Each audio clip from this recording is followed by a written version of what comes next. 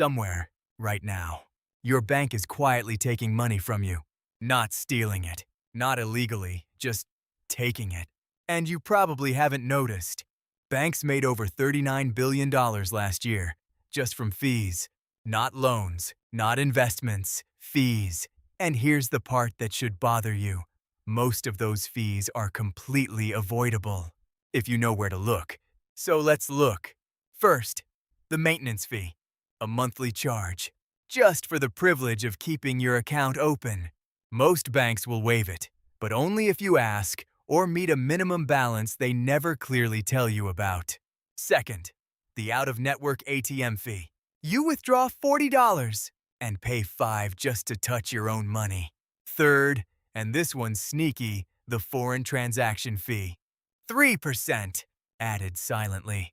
Every time you swipe abroad on a $1,000 trip, that's $30, gone, quietly. Here's what banks don't want you to know. These fees aren't random. They're designed. Behavioral economists have studied this for years.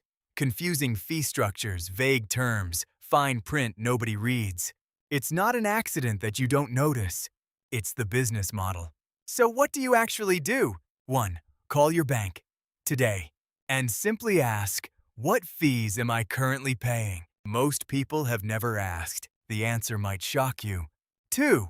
Switch to a fee-free online bank for at least one account.